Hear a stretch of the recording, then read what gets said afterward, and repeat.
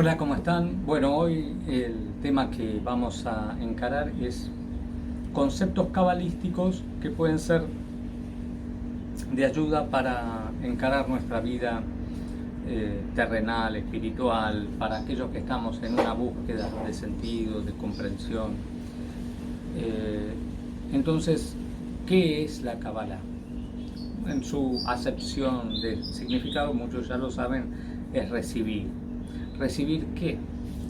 Sería la pregunta. Es recibir una enseñanza que no es una enseñanza que fue puesta por escrito, sino que fue contada a quienes estaban capacitados para ser, para tener el oído, ¿no? Como decía Jesús, quien tenga oídos para oír, que oiga, ¿no? Quien tenga esa capacidad, que lo escuchen, pero no, en su momento no fue dado a todos. Como la mayoría de las tradiciones esotéricas, siempre fue un grupo selecto. Estamos en otra etapa, no hay ya creo nada secreto. Cuando veo algunos vídeos que dicen los 7 secretos, digo ya evidentemente ya no son más secretos, porque si eran ya si son secretos, no se pueden contar. Pero acá ya con la cantidad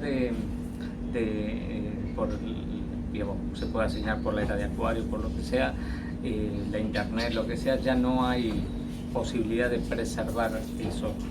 Pero también está lo que es que teniendo a la vista algo, o sea, no es por esconderlo que eso se va a preservar, sino que se preserva a sí mismo porque el ojo puede ver algo y no entender lo que está viendo.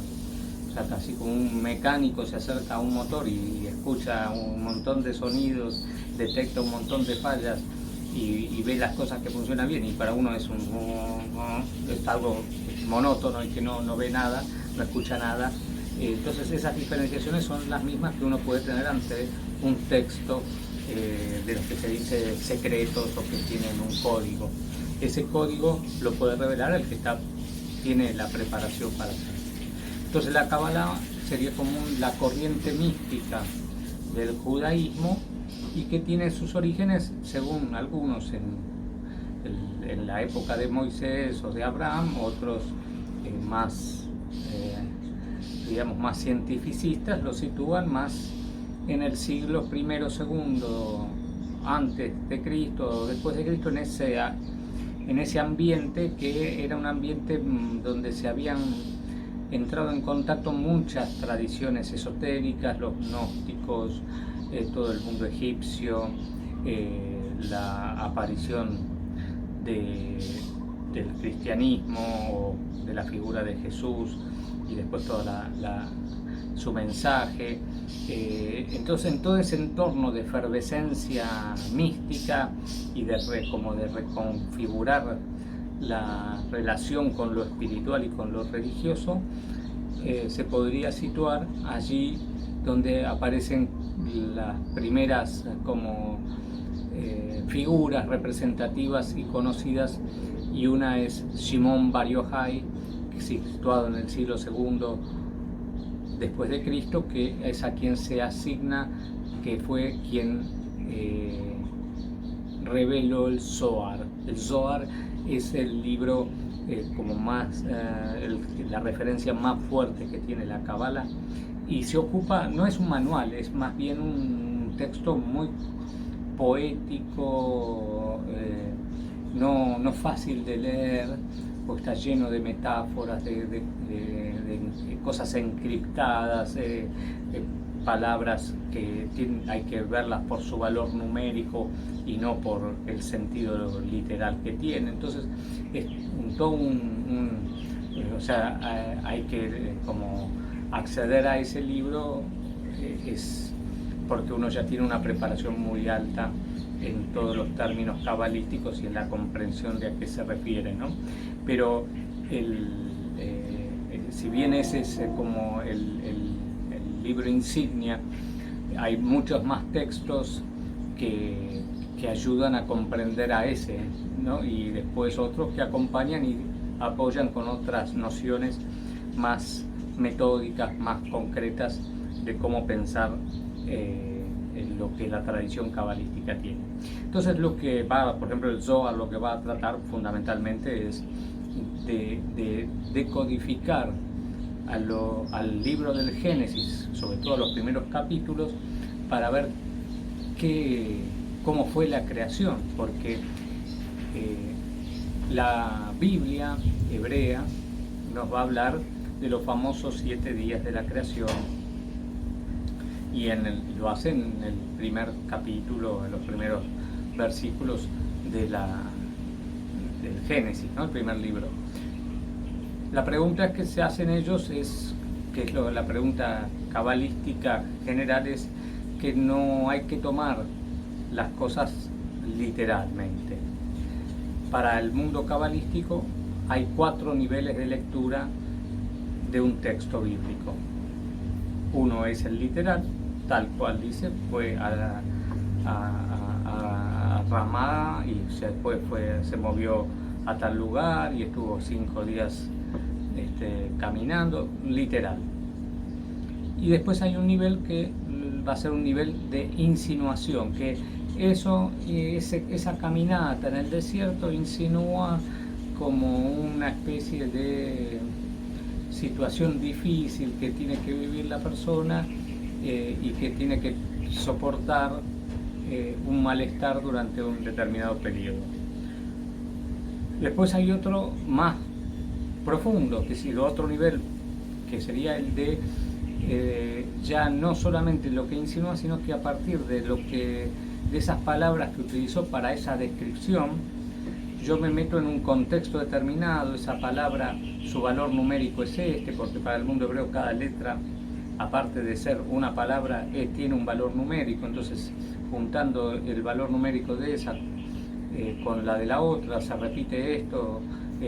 Fue dicho en un contexto en donde esa palabra significaba no lo que entendemos hoy. Entonces, hacer toda una investigación, llegamos a una conclusión bastante diferente a la que habíamos sacado, la conclusión que habíamos sacado solo con lo literal, y con la insinuación nos había llevado un poco más allá, pero no la profundidad que fuimos en el tercer nivel. Y el cuarto nivel es lo que llaman SOD, S-O-D, que es ir a lo más profundo, ¿no? Ir al núcleo que está escondido, y que el que encuentre ese núcleo entiende todo el resto con una riqueza enorme. Entonces, después que ellos tienen como una mirada de que una vez que uno entró en el SOT, que sería como en esa comprensión tan profunda, se vuelve a subir a los otros niveles y se van enriqueciendo los otros niveles. Entonces es como un movimiento así o así o así, ¿no? Como que se entra, se sale, y cuando se sale no se sale igual, y tiene una mirada enriquecida. Entonces esto se puede usar no solo para un texto bíblico, sino para nuestra propia vida. O sea, se aplica a nuestras situaciones. Yo puedo leer mi vida a partir de lo literal. Me encontré con tal persona, me dijo tal cosa, discutimos de tal otra, me regalaron tal cosa, listo. Eso fue lo que pasó. Ahora, ¿qué me insinúa eso? Y bueno, por ahí me insinúa que con esta que me peleé hay algo que no está funcionando bien, y me puedo plantear si me interesa o no reconciliarme con esa persona. En esa persona que me regaló algo, ¿qué se insinúa? Que tiene un interés en algo. ¿En qué podría ser? Que le intereso yo, que me valoró, que me valora, y ahora a partir de eso me valoro yo.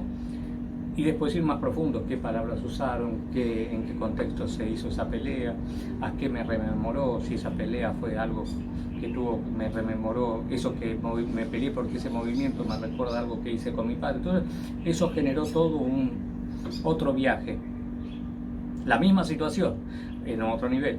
Y la cuarta sería como descubrir que a partir de todo de esos eventos como cotidianos se produjo una transformación en mí de decir, bueno, a partir de este momento decido ciertas cosas que son mucho más radicales en cuanto a mi vida, personas que quiero ver, personas que no quiero ver, o se está experimentando algo que tiene que ver con mi misión de vida, que tener esta pelea me sanó algo de la vida pasada. Entonces llego como a otra profundidad. Eso sería aplicar lo que hace la Kabbalah sobre el texto, sobre nuestra vida cotidiana. Y lo podemos hacer para los que estudian astrología sobre una carta natal, entrar en diferentes niveles. Yo puedo decir, Marte en casa 4 es discusiones en la familia. Bueno, puede ser, sí. ¿Qué me significa eso? ¿No? Y ahí empiezo a hacerme las preguntas más profundas.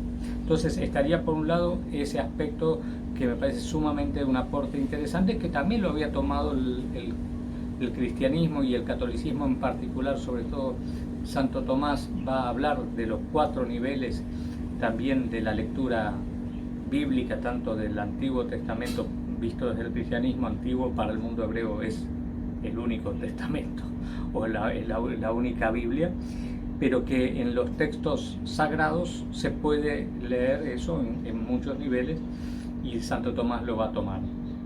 Ya que cuando uno ve personas con profundidad, empiezan a ver lo mismo, aunque su creencia no sea la misma, pero lo que está buscando lo hace a un modo parecido. Otra parte interesante que me parece, estoy como tratando de ver, de seleccionar qué me parece interesante para transmitirles de los conceptos cabalísticos que se pueden aplicar y que uno los puede como vivir más, y para no entrar en cosas demasiado que son mucha información y no aportan mucho, pero es por ejemplo la visión que tiene el mundo cabalístico, esto de que la creación de mundos, ¿no? Cómo fue creado el mundo. Entonces, si nos llevamos, que era lo que quería decir al principio y después me fui, si nos llevamos solo por el Génesis, dice, bueno, Dios creó y creó el cielo, creó la tierra, creó la luz, entonces, y termina con la creación del hombre. Hasta ahí uno diría, bueno, se puede meter en la profundidad de eso, pero se mete más allá de la profundidad de eso literal, se mete a plantearse como la Biblia empieza con un término que se llama Bereshit, bara Elohim. Bereshit es como si fuese en el inicio, y Bereshit empieza con la letra Bet del alfabeto hebreo, y sabemos que la Bet antes tiene la Aleph, y para el mundo judío casi, digamos, sobre todo en esos textos, está muy pensado y muy cuidado con qué palabra, con qué letra se va a abrir un texto. Entonces dice, eso no es casual, eso no es que alguien dijo vamos a poner Bereshit como primera palabra, sino que si empezó con la B, no es lo primero el Génesis o esa creación, hay otra creación previa a esa creación, que es la Aleph. Entonces ahora esa creación es la que los cabalistas explican de un modo también llevado a, en vez de 4 niveles de interpretación, en 4 mundos. Para ellos hay 4 mundos, para algunos se lo dice 5 porque hay un quinto que no es un mundo, pero es ahora la vamos a hablar de él. Pero ahora para ir a esa creación de 4 mundos van a situar como que el estado inicial ellos lo llaman el Ein Sof, que es el luz infinita. O sea, Ein Sof es infinito. Entonces, lo que era infinito era la luz, no tenía borde, no tenía nada que le fuera un contorno ni un límite. Entonces, si hay luz infinita que ocupa todo lo que hay, no se puede crear nada, porque entonces para crear algo ellos utilizan un concepto que se llama Tzimtzum, que es una contracción. O sea, el Ein Sof o esa luz infinita hace algo paradójico, que es ponerse un límite, se contrae a sí misma para generar allí un halal, un vacío. Al generar un vacío queda como un espacio sin que le llegue esa luz, donde no ingresa la luz. Entonces, al no ingresar la luz, ahí hay posibilidad de hacer algo. y ahí es donde va a ingresar un rayo, o sea, se empieza a generar lo que ahí sí se crea como ese mundo, que no es un mundo, pero que se lo llama el Adam Kadmon, que es como Adán, el hombre primordial, pero que en realidad lo que es como una especie de oficina de diseño en donde se empieza a crear todo lo que es necesario para generar a los otros mundos que van a venir. Entonces se crea un rayo que va a ingresar a ese para que el halal tenga, el vacío ese tenga algo de luz, pero no puede tener la luz completa porque si no sería de vuelta al infinito. Entonces empieza a ingresar ese, como si fuese un triángulo que empieza de luz que empieza a bajar, y a medida que baja se le va generando como un sin más, una contracción más para que se regule la potencia de esa luz, que es la luz de Dios, o sea, es la luz del creador o de el diseñador o de ese infinito. Empieza a entrar en lo finito, y en la medida que se van en ese Adam Kadmon se van generando como todas las regulaciones, la creación de los sefirot, de las 10 esferas o los 10 emisores, cada uno con su función. Uno será el de justicia, el otro de entendimiento, ¿no? Las sefirot. Y después recién ahí se crea el primer mundo como mundo, que es el mundo de Ansilut, que es el mundo de las luces, donde lo que hay es energía divina, y ya están las sefirot, ya están los senderos, están las regulaciones, y a partir de ahí, que es después también donde todavía no se han creado para algunos las almas, para otros se han creado algunas almas que son las almas de los justos. Eso es como una discusión entre los cabalistas, pero que la mayoría de las almas son creadas en el mundo subsiguiente al Ansilut, que es el mundo de Briah, que es el mundo de las almas, de las Neyamot. Las Neyamot son las almas.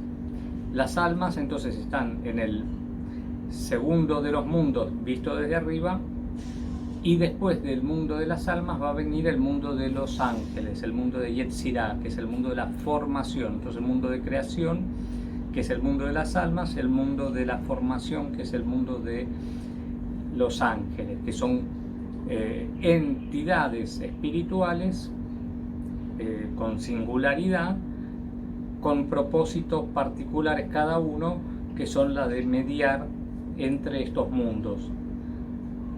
Y pues sobre todo para el que va a crearse último, que es el mundo de Asia, como Asia, pero así se lo menciona, que es el mundo de los hombres, de las mujeres, ¿no? Entonces el mundo humano y de los animales y de las plantas es creado último, y está digamos, es el último piso de todos estos mundos, donde por encima de él están los ángeles, por encima de los ángeles está el mundo de las almas, por encima del mundo de las almas está el mundo de las luces, o el mundo de los rayos, y por encima del mundo de los rayos estaría este Adam Kadmon, que sería el uno que articula a estos otros cuatro, ¿no? Que es como un concepto cabalístico también, que es el 1 sobre 4, que también después lo vemos por ahí en la astrología o en otras disciplinas, como los elementos, que se habla de los 4 elementos, pero desde la antigüedad, que se habla de un 5.º elemento, que para el mundo chino son 5 y no 4, pero en la misma antigüedad occidental se hablaba del 5.º elemento como el éter, que es uno que coordina la unión de esos 4, para que esos 4 estén como cumpliendo una función para algo superior. Y entonces ese sería el Adam Kadmon. Entonces las almas van a estar encarnando para cumplir una misión. Esa es la idea cabalística. O sea, el alma encarna con una misión, que la misión que tienen es generalmente lo que llamaríamos el Tikkun, que Tikkun quiere decir corregir, hacer una corrección de algo. O sea que la encarnación tiene que ver con corregir algo que quedó grabado en el alma de una vida anterior, y así se va generando entonces que para algunos es reparar el Adán original, que sería como el pecado original. Para otros es que el alma tiende a hacer un aprendizaje y va cometiendo errores o va cometiendo fallas, o podría crecer más si no lo hizo. Por eso es tan importante para el mundo cabalístico la relación entre cuerpo y alma, porque el cuerpo es el vehículo para el alma, que es la luz que ingresa en el vehículo, pero la luz empieza a taparse, a cubrirse como de una cáscara, o va quedándose cada vez más oscura, y cada vez le da menos luz al cuerpo, cada vez menos energía, porque el cuerpo empezó a tomar energía de la tierra, y entonces toma energía de la tierra, no toma energía del alma. Al tomar energía de la tierra tiene que consumir mucho lo que la tierra da, y la tierra ofrece, ya sabemos que ofrece placer, disfrute, dinero, cosas, algunas están muy bien, siempre y cuando no se haya perdido la luz del alma, que se nutre de otras cosas que no son las mismas que se nutre el cuerpo. Entonces ese nexo, esa relación, ese matrimonio entre alma y cuerpo es clave para que se cumpla la misión que tiene el alma, y para que el cuerpo también crezca y se desarrolle y se espiritualice la materia, porque en la medida que hay una muy buena relación entre la chispa divina que tiene el alma con la materia que está imprimiéndole esa fuerza, esa materia también va cobrando y va quedando algo de esos destellos de divinidad en la materia. Por eso a veces en las tumbas de los grandes justos, de los sadik, se sigue diciendo que ahí está presente todavía algo del alma, que es como un rayo que quedó conectado a que el alma está en su mundo, en ese tercer mundo visto desde la tierra, en el mundo del alma, o a veces en el mundo del Anselud, del mundo de las luces, sigue conectado, dejando una patita acá en su tumba, en la tierra, porque el alma era tan potente que impregnó el cuerpo, y ese cuerpo sigue irradiando esa luz. Entonces, uno ve en Safed, que es la ciudad como centro cabalístico más fuerte dentro de Israel, que muchos rabinos, alumnos o gente que le atrae el mundo esotérico va ahí a meditar a la tumba, y va a recibir enseñanza directamente desde el sadik, o desde del muerto, digamos, pero de la presencia del alma del muerto ahí. Es bastante fuerte e interesante toda esa concepción. Y por otro lado, dentro, por ejemplo, de estos, que me parece también como entre una curiosidad potente, si uno lo empieza a internalizar, que también viene ligado a que cuando estudié todo el mundo andino y me atrajo tanto todo el tema ritual y la potencia que tienen los ritos en el mundo andino, y el reconocer al árbol como una entidad viva y consciente, al agua, al fuego, a los elementos, a las piedras, al sol, a todo tiene alma para este mundo andino, y todo tiene un ritual, todo tiene ciertos pasos, ciertas cosas que se dicen. Me recordó a mi infancia, que nací en una familia judía donde había una cantidad de rituales, pero yo no los entendía. Después ahora empecé a ver que en el mundo judío hay una cantidad de rituales enormes. El mundo judío clásico lo hace, pero no se pregunta por qué lo hace. La Cábala sí empieza a preguntar y empieza a entender por qué se hace este ritual, por qué se prende una vela en Shabbat o dos velas en Shabbat, por qué la tiene que prender la mujer y no el hombre. porque se hace una oración de despedida a un alma el día que termina Shabbat. Entonces todas esas cosas son cosas que tienen un fundamento muy, muy profundo, sea uno judío o no, porque este mundo andino hace lo mismo en su creencia. Y por ejemplo, ahora retomando la historia de las tumbas, uno de los que está en esta tumba, que es la más visitada porque es como el icono o el emblema más potente de la Kabbalah, que es el Arizal, que es conocido también como el Rabí Isaac de Luria, que fue alguien que vivió en Egipto, pero después fue a Safed, a este lugar, a estudiar. Muere muy joven, a los 38 años, llega a unos niveles de lucidez y de captación impresionantes, tanto así que en Safed ya había un rabí, un maestro muy importante, y él empieza a verlo a él, como a escucharlo, porque al principio era medio irreverente, como toda persona que tiene esa luz tan brillante, y después lo empiezan a tomar en cuenta, y él, no, como todos los grandes maestros, no escribe nada. Hay algunos que llaman los escritos del Ari, pero que son las transcripciones que hizo su alumno Rabí Haim Vital, que va a contar en esos escritos cómo el Ari les transmitía todo el tema de la reencarnación de una manera totalmente natural, ¿no? Como diciendo, a una piedra le decía, la saludaba, le hablaba, porque ahí cree que hay un espíritu o hay un alma en esa piedra. A cada comida no solo se la bendice por el agradecerle haberse sacrificado para nutrirlo, sino porque en esa planta puede haber un alma que él está liberando al comerla.